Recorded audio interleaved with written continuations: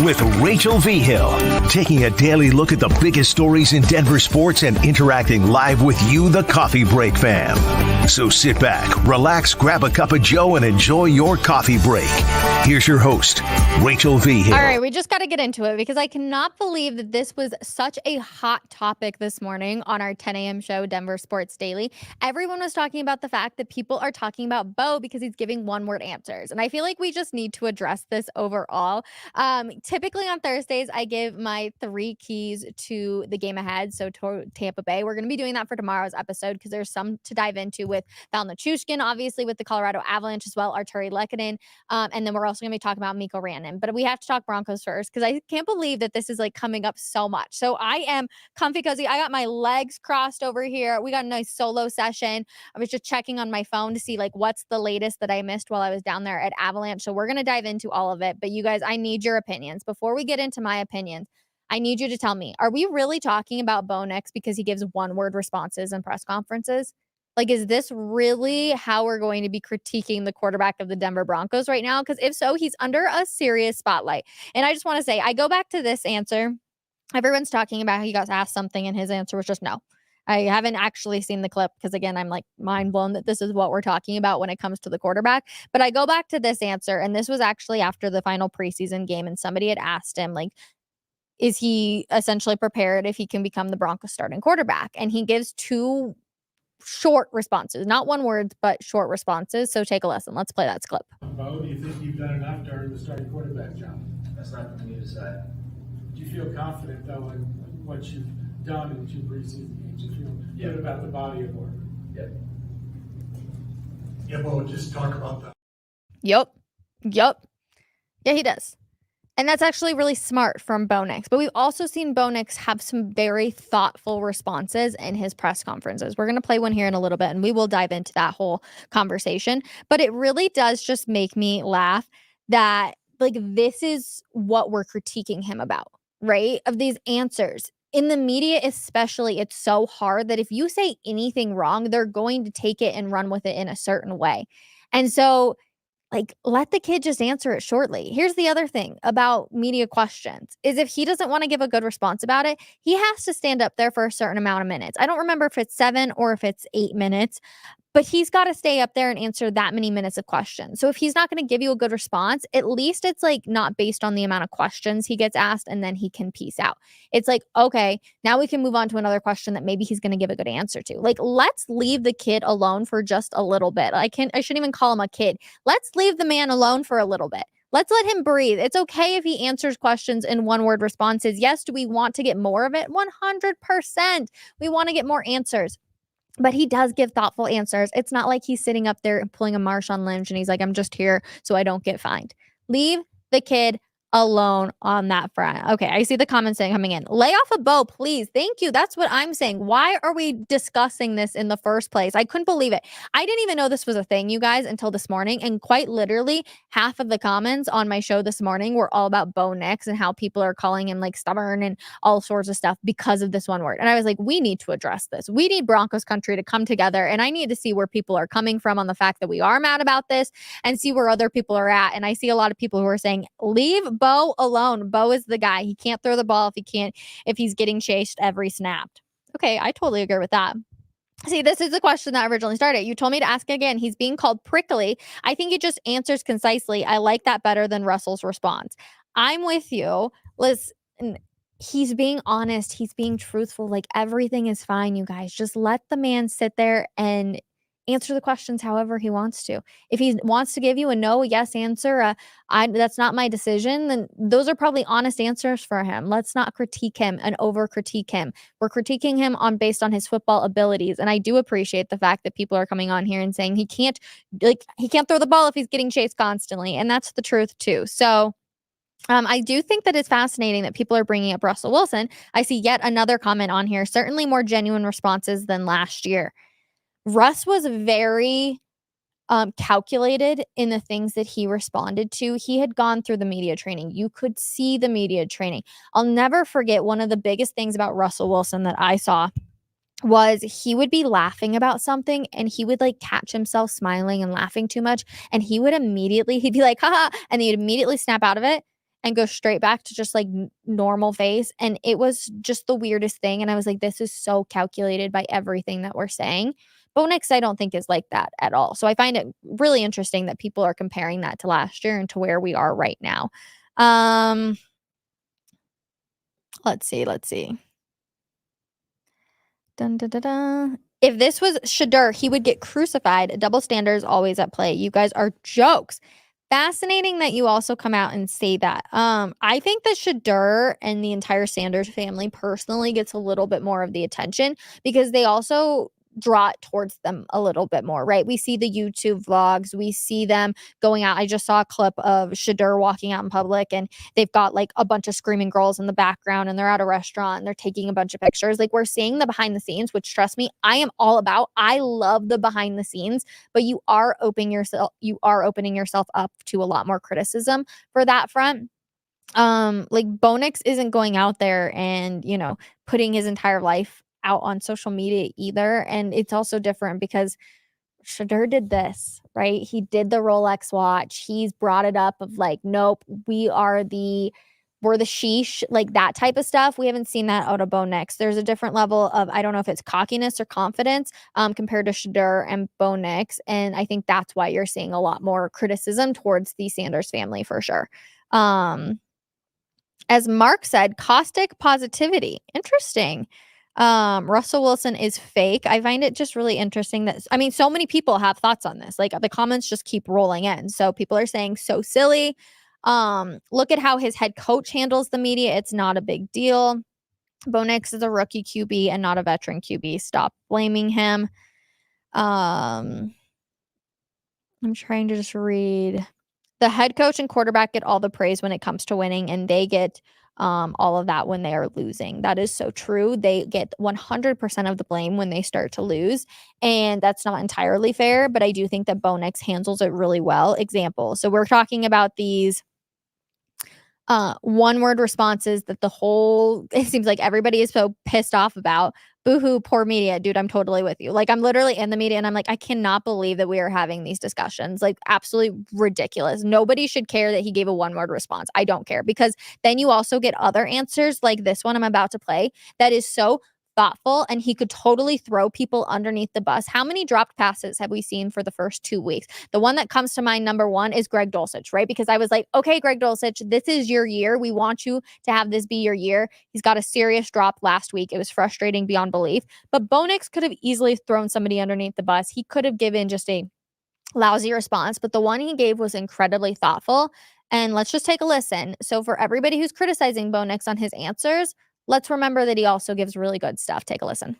Well, it's like me. I mean, when I miss a pass, they don't come up and harp on me. So I think, I got to, treat them the same exact way. And, yeah, we're professionals and we have a high standards, but, we're allowed to mess up too, and we, make mistakes. But those guys, I see them work every day. I see them, continuously show up, make plays in practice, make plays in games. So I'm not going to get too uptight about, one play. And now, if there's something that I can do to help them, I'm definitely always there for them. But I definitely think it's a work in progress, and we all, all 11 of us on offense have things we can improve on. And sometimes, a drop is seen on national television, but you didn't see the inaccurate throw, or you didn't see, somebody that might have, messed up within the play. So sometimes that is, made bigger than, what it is. I think it's just a mistake that everybody makes, and we just got to continue to fix our mistakes.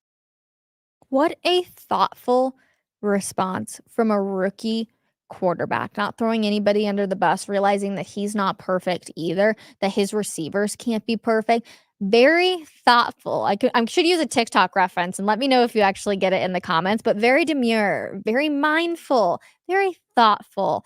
Let's just take a break on the guy, okay? There's a lot going on, especially this time of year. You're trying to figure it out. You're getting ready for your first road trip. The question's already being asked, and so then they're trying to get a different response out of him. Like, let's just take a breather and let's let the guy live for a little bit, okay? No more getting angry about a one-word response. No more. We can't do that to him, Broncos country, okay? If you want him to be the guy, then we need to treat him like he can be the guy. And we knew it was going to be rough from day one. Let's be real.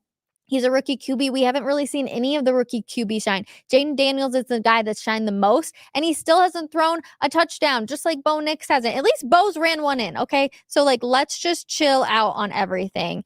I want to read all of these comments, so I appreciate it. Dun, dun, dun.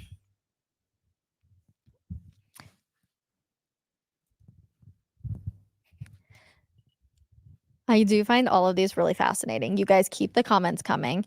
LOL, Jaden and Caleb have a win. Fair. It's a great point. It's a very, very fair point, and it is unfortunate that the Broncos don't. This week is going to be make or break for this Denver Broncos team. Truthfully, they're going to have to figure it out, because if you go 0-3, your chances of making the playoffs are over, and that would be such a massive disappointment. The only thing I will give to last season is, even towards the end, it was like a stretch by a mile, but it was like maybe, just maybe, he can possibly make it into the playoffs with Russell Wilson. Maybe. If everything goes their way and these teams lose, and maybe. But if you go 0-3, essentially, it's like the season's almost over, and that's just really, really sad. So hopefully they are able to make a win. Who has impressed you guys the most? That's my question, right? On the offensive side of things, we've talked about the struggles constantly, but who has impressed you the most? The offensive line has really struggled. The running backs have struggled. The wide receivers have struggled. Bo Nix has clearly struggled. So on the offensive side of things, who do you give flowers to if you have to give flowers each week? That's what I want to know from all of you guys in the comments. That's my question. I want to sit here and read some more of the comments. How many times have we seen him not step into throws in a clean pocket? He plays 60 plus games in college. He plays 60 plus games. You're right. Everybody seems to be using this as an excuse that he should be good to go. Guess what? College is not the NFL, everybody. It gets way harder. It doesn't matter if you played an extra year in college. It's not the NFL. I just saw a Tom Brady interview, actually, and he was talking about how essentially, like, college programs aren't built for the NFL anymore. They make it too easy for you. And I think we're seeing a product of that. It's a really good interview. I don't know who is doing it. I just saw a clip of it. But he goes on to say, like, colleges don't build you for the NFL anymore. When he was back in college, like, he was going through the grinds, preparing him for the NFL. And that's not the same. It's all about getting your money. It's all about winning games and trying to just get to the playoffs. That's not building you for the NFL anymore. I thought that was, like, fascinating to me. So it doesn't matter how many years that he played in college. Like, that's not the NFL. So, like, let's stop using that as an excuse for him that he should be so much better. Congratulations. The talent and the jump from the college level to the NFL level is massive. I feel like a lot of players will tell you that. So, like, let's stop using that as an excuse for the guy because he played an extra year in college. Like, simmer down, everybody. I feel like I'm getting angry. I feel like this is a different kind of vibe today. Okay. Dun, dun. Oh, preach, Rachel, preach. Thank you. I feel like I needed to get this off my chest. I'm sick of everybody dogging on him. I will be the first one to say, yeah, Bo Nix has not played well. His throws haven't been great. I do think that he's been put in a pretty bad situation with play calling, and I don't think he's getting a lot of help. So I will sit there and I will say that, yes, he has not played well. But if you ask Bo Nix if he played well, he would tell you the exact same thing. There's a lot of stuff that this Denver Broncos has to figure out, and hopefully they're able to do that. But everybody needs to stop with the whole, oh, he played so long, he should be good to go. He's got Sean Payton. There's going to be growing pains. We said that from day one. There were going to be growing pains with this Denver Broncos team. Let's just chill out for a little bit. Caleb has a win because his defense bailed him out. So true. That is so true. Spicy Rachel, I love it. Should we just have a completely, like, you guys can ask me anything and I'll just go on my rants? I feel like that's hysterical. Bo Nix is on par with a second-round drafted QB named Drew Lock. I have seen this comparison so much. So much. And here's what I will say is the difference between Drew Lock and Bo Nix. Drew Lock did not have the studying that Bo Nix has done. Drew Lock was not that guy off of the field. I don't think he ever could have done it. I don't know if he didn't take it seriously. I don't know if he was studious enough. There were lots of things that Drew Lock, he was like, he made it, and that's all that mattered. For Bo Nix, you can tell that it's not just, oh, I made it to the NFL. The job's done. I did it. No, he wants to win. the way he handles himself day in and day out, every single person has talked about it in that facility of like, he's always looking to get better. He knows what he's talking about. He's doing everything he can with the playbook. It's very, very different than Drew Lock. So I hate seeing that comparison. And I know everybody's talking about it, but you guys, like, truthfully, I just feel like everyone's dogging on him. And yes, like I said, he has not played well. He hasn't. But the comparisons that are being thrown out, again, with the college and the Drew Lock, I'm like, we're talking two totally different people. If Bo Nix doesn't survive in the NFL and he looks like a Bryce Young, and next year we're talking about him getting benched, like, it's a totally different conversation compared to who Drew Lock was. And I just think it's crazy. Yeah, Bo is no Drew. Thank you. I agree. Okay, but let's get to some of the positives. I feel like I've ranted just a little bit too much on here. I get angry with the fans too, Rachel. I know. This fan base has no patience. And I said from the very beginning, I said before OTAs and minicamp even began, I said, we are going to have to be patient this year. This is not going to be the year. CJ Stroud, I feel like, gave everybody a bit of confidence of like, oh my gosh, you can be a playoff team with a rookie QB. And it was like amazing. And James Palmer was on the show on Tuesday and he kind of went off and was like, CJ Stroud struggled in the first 3 games of the season. He threw quite a few picks, and then all of a sudden something clicked with him, and that's the hope for Bo Nix. It may not happen, and it may happen. We don't know what's going to come these next few weeks. But essentially, CJ Stroud kind of gave everybody this like, oh my gosh, a rookie quarterback can save your franchise. And every once in a while, we do see that. But like, let's look at Trevor Lawrence, for example. Everybody was so high on Trevor Lawrence, and he was going to be the savior, and he was going to come in and make sure that the Jags won a Super Bowl. And he struggled for a little bit. I feel like he still is struggling, and I still don't know if they found that their QB. Let's talk about Josh Allen for a second, right? Like, they've been so close every single time, but he struggled too. Like, they all have struggled so much. So I feel like we aren't patient, and we have to have patience. And I know it's been forever since the Super Bowl, and everybody's like, look at how many years it's been and all of this jazz. And unfortunately, that's not on Bo Nix. That's not a Bo Nix problem. That's a problem with management because they tried to pick and play other veteran quarterbacks that could come in and save the day for the Denver Broncos, and it never worked. Instead of just drafting a rookie QB after they won the Super Bowl and trying to figure it out and all of that jazz. Now, of course, they would have had a very bad pick had they drafted a QB. But you get my point, is if they just waited so many years to try and pick and play when they should have done it many years ago. And then maybe at this year right now, the rookie QB would have had 2 or 3 years underneath their belt, and we wouldn't be talking about these struggles. So it's not on Bo Nix that it's been 10 years of not having patience. It's been on the fact that management's put us in this situation and they haven't been able to find the right guy.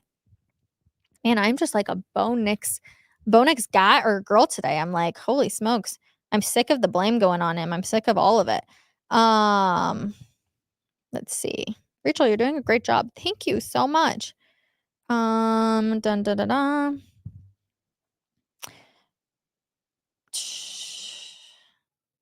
Let's see. I'm reading all of these. Keep the comments coming. 4 top defenses in 4 weeks. Yep. And they're just going to continue to put pressure on Bo, and it's going to be tough. It's going to be tough. The growing pains are going to be really, really tough. I'm just trying to read. Anyways, let's talk about some of the positives of this Denver Broncos team right now. We had talked a lot about it. I was like, who's impressed you so far? If you have to pick one person on the offensive side of things, you have to pick one. Who would you pick that has impressed you? Because overall, the offense has really struggled immensely. Mine was, this is going to sound ridiculous because he hasn't played, but like Audric Estime, I really saw the potential and I was excited about it. Unfortunate that he goes on IR. Hopefully they get him back after just 4 weeks, but that one sucks. So there would be 3 more weeks because obviously he missed the game against the Steelers. Somebody says Josh Reynolds. I'm totally with you. I do think that Josh Reynolds has played pretty much, besides Devon Bailey, I think that he's played the best on the Broncos offense. Devon Bailey and Bo Nix seem to have a chemistry that's building, and I wish he would have played week 2. Unfortunately, still hurt. I don't think we're going to be seeing him out there again for week 3. But yeah, I would say Josh Reynolds is also another good one. The kickers get their flowers. Woo! We love field goals. I miss extra points. Can't wait for those. This isn't the offensive side of things, but Zach Allen has impressed the most. He's been an absolute stud. The defense has honestly been really, really solid. So I'm excited to see them go up against Baker this week and what they're going to be able to do. I've also been impressed with Riley Moss. Riley Moss, I think he has lived up a little bit to the expectations people had for him, right? People were kind of like on a teeter-totter of like, which way is it going to go when it comes to Riley Moss? Is he going to be a stud? Is he going to be absolutely burned? He's going to get a lot of pressure because of Patrick Surtain on the opposite side. So I feel like it's a 50-50, but I do think that he's gone kind of above and beyond. Okay, yeah, Josh Reynolds, wide receiver Josh Reynolds. Josh is playing well. I think a lot of people are really in on Josh Reynolds, obviously. He's been a good find for this Denver Broncos team. I kind of feel for him a little bit, not in the sense of he's getting his money, so it's hard to feel bad for players when they're getting paid so much money, and I think a lot of people can relate to that, but he's watching his team, I mean, the Detroit Lions, that's where he came from, and he's coming from a winning culture, so this has to be a bit of a reality shock of, like, this it wasn't like that everywhere, right?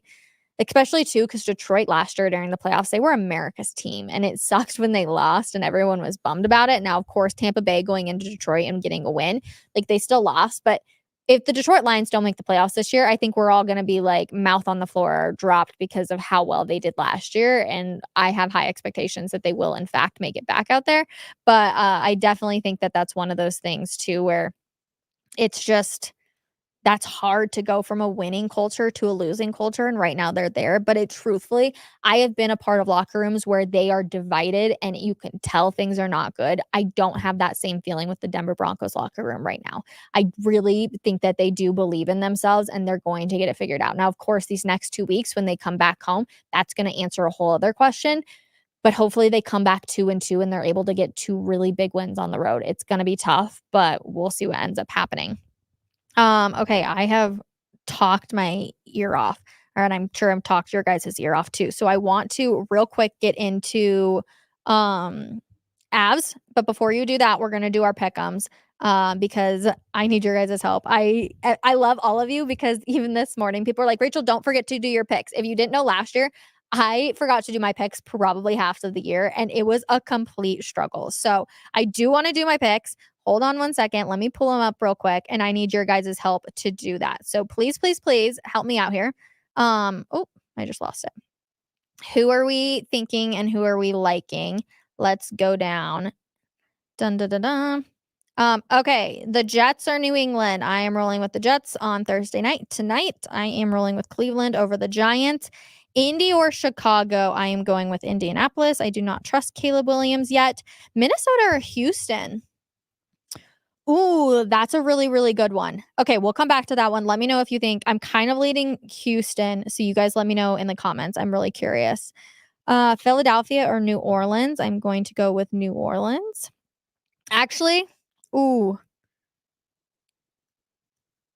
I kind of think I'm going to go with Philly just because they got embarrassed on Monday Night Football and New Orleans is going to be on such a high from beating Dallas. I feel like there's going to be some trickery coming in there. Okay, we'll see. Pittsburgh or the Chargers? I'm rolling with the Chargers. Harbaugh's got it figured out. I might come back and change this one, though. It depends on if Justin Herbert is going to play. That will change this entire one. But I'm assuming that Justin Herbert's going to play right now. Therefore, I'm going to go over Pittsburgh. But if it's Easton Stick, I will change it to Pittsburgh for sure. Denver, Tampa Bay. We got to go with Tampa Bay, everyone. Don't be mad at me. Green Bay or Tennessee? Jordan Love has been practicing. I don't know if he'll be back. So let me know, Green Bay or Tennessee. I'll let you guys decide that one. Las Vegas, I'm going with the Raiders or for Carolina. I am going with Seattle over Miami. Arizona or Detroit? That's a good one. Gosh, that's another good one. You guys let me know. You guys let me know on that one too. I'm curious. Baltimore or Dallas. I think Baltimore's going to get their first one. San Francisco. Yep. I think they're going to do it. Kansas City over Atlanta. 100%. Buffalo over Jacksonville. Washington over or Cincinnati over Washington. What do I think the score is going to be? I think it's going to be like 21-34. Actually, 24-27. How do you guys feel about that one? Okay. Detroit. I like it. Arizona is on fire though. I can only agree. What was the other one we needed help picking? Houston or Minnesota? What did you guys say? Houston. Seems like there's a lot of Houstons. Okay, we're gonna go with Houston. Love that. Dun, dun, dun, dun. Which other one am I missing? I think we got them all. Oh, Green Bay or Tennessee. What are you guys feeling? Do we think Jordan Love's going to somehow play? That would be pretty big. Okay, everyone's saying Green Bay. Love that. Okay, I think we got all of our picks in for this week. I will definitely be coming back to change this one again if Easton Stick is going to play for sure. Otherwise, I do think Pittsburgh will be able to steal a win out there. But otherwise, let's save those picks. If you're not playing King Super Pick'em, you can definitely still chime in. Let's go to the welcome page. Here's all of us. Here I am down here. I was like, crap, I'm like really am low at 17, but James is leading overall with 22, the same with Richie, but like 19th is 4. So like that's only 2 more picks. I feel like I'm still in the mix of it. Oh, poor Jerome Simmer. He's one of our producers here at the Fan. He only has 8 picks. That's a little brutal. But I feel like I'm still in the mix right here. So that makes me feel a little bit better. And thanks to a lot of you guys as well. So thank you so much for always doing that. But you guys, that's going to do it. We'll check some comments real quick. Love the weekly NFL picks. Oh, Miko Rantanen, real quick. Avalanche training camp. It's here. I can't believe it. Hockey is almost back. I'm so pumped. Miko Rantanen was asked about his contract extension today if he's looking to get something done. Essentially, he says, I'm just going to let my team handle it and talk with management. I just want to focus on playing hockey, which we always appreciate those type of answers. Very immediate answer, but we do appreciate it. Yes, and then this fun. Miko Rantanen just said this morning, I want a Stanley Cup here, so why would I want to leave? I have no doubt in my mind that Miko Rantanen wants to be here. I think that's why he's just leaving it up to his team, right? Sometimes if you say things too often, we saw it with Cortland Sutton for the Broncos, like things can get misconstrued and get taken. I think it is better just to say, you know what, I'm excited for this. I'm excited to hopefully stay here and be able to win and all that kind of jazz. And it's a very media friendly answer, but it's a good one for sure. Excited for this Colorado Avalanche season. There will be a ton, and there was a ton of fans down there today at Family Sports, down here in like the DTC area, that we're getting excited. I'm excited for hockey season. It's going to be so fun. You guys, I think if there's one team to bring a championship back to Denver, I do believe that it's the Colorado Avalanche over the Denver Nuggets. I know, don't hate me. I think the drama with the Denver Nuggets right now is a little brutal. And I do think that there is some truth to all that is being talked about with management and Michael Malone and everybody not getting along. And I also believe that the idea behind Jamal Murray not signing his contract extension super early, I think that there's something to that more than we just don't know. So definitely going to be interesting. The Colorado Avalanche need to lock up Miko for a long time. Yep, I totally agree. Do you think his contract will become a distraction? I don't. I think that hockey players have a different mindset of like, if you want to stay somewhere, you want to get paid, you got to go out there and win. And I think that's Miko's personality is to like, yeah, we need to win. And I think that they will get a deal done. I don't think they want him to leave. So, do you think Miko will want to be paid more than Nate? No, I don't think that Miko is an idiot. So I'll just say that. I think he knows who's the top dog on that team is between him and Kale. You can kind of throw Gabe in there, but like Nathan McKinnon won the Hart Trophy. Like, no, I do not think that he wants to be paid more than Nate. Go Bo Broncos. Best pot of the day. Thank you, Rachel. Thanks for letting me rant on here, you guys. If you like these sorts of episodes, let me know. It was driving me nuts. I couldn't believe the amount of comments that we got this morning about Bo Nix. I was happy to be out at Avs this afternoon too, right before we came back and did the pod. So I appreciate it so much. I appreciate all of the love that you guys always give me. It's so much fun. I was just talking with somebody actually, and I was like, I feel like this has been the year that we've really just like taken everything in. And I feel like we have such a great community on here, and I can just share any and all of my thoughts, and people appreciate the opinions. And I love giving news, don't get me wrong, but to have my opinion also is just so much fun for me. So I really, really appreciate it so much more than you guys will ever know. I love spicy Rachel. Yeah, she's here. Let me know. I love the Nuggets drama. Go Lakers, Rachel. Oh, gross, gross, gross. Let's go Ab. Look forward to your Abs reports from what you find at the rink. We'll have a little bit more on that tomorrow morning from Avalanche. So make sure you guys tune in 10 a.m. for your Denver Sports Daily. And then 12 o'clock, we're going to be going over our 3 keys to the Denver Broncos beating the Tampa Bay Buccaneers. Love you all so, so much and have a wonderful Thursday. We'll talk to you guys later. Bye.